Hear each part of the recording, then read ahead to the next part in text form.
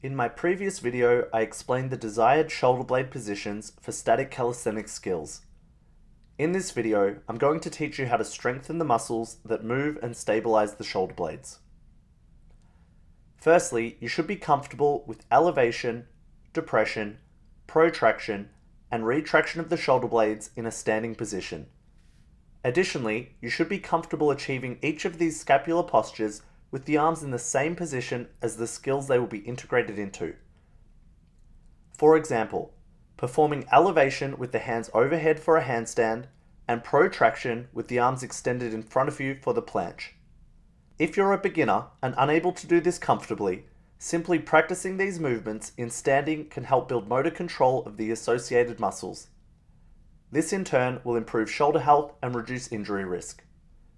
If you can achieve these positions comfortably without the resistance of your body weight, but struggle to integrate them into static skills, building strength of the relevant muscles in isolation with the following exercises can help. Over time, as your capacity improves, you'll be better able to integrate these scapular postures into difficult skills. The scapular row will build scapular retraction strength, which is important for the front lever. This exercise will predominantly strengthen the rhomboids and trapezius muscles. Find a low bar or rings and hang with your feet supported and body roughly in a horizontal position. Keeping your arms and body straight, lift your chest as high as you can by pulling the shoulder blades together. Hold the top position for 2 to 3 seconds before controlling the descent back to the starting position. Repeat this for 3 sets of 8 to 10 repetitions.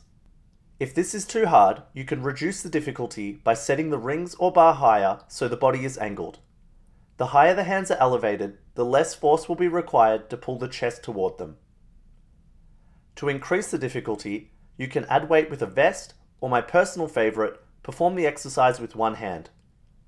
Unilateral or single arm options are especially good for improving stability and correcting muscular imbalances between sides.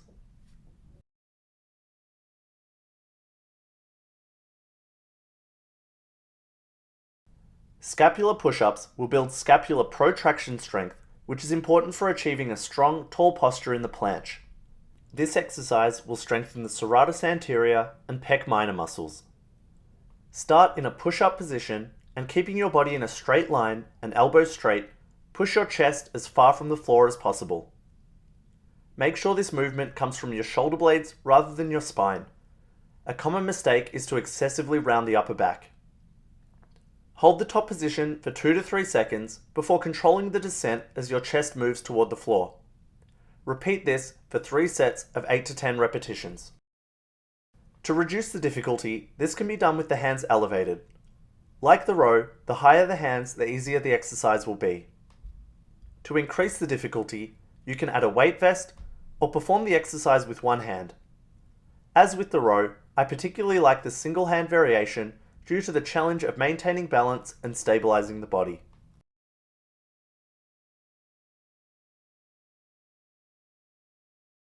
Scapular depression is important for maximizing the height of your pull-up. The active hang is a great way to develop this strength and will train the pec minor and lower trapezius muscles. Start hanging from a bar with the shoulders relaxed. Keeping your arms straight, lift your chest as high as possible. Hold the top position for 2 to 3 seconds before lowering back to the starting position. Build to performing this for 3 sets of 8 to 10 repetitions. Like the previous exercise, to increase the difficulty, you can add a weight vest or perform the exercise with one hand. To reduce the difficulty, you can anchor a resistance band to the bar and put one or both feet in it. As you get stronger, reduce the amount of assistance by using a thinner band.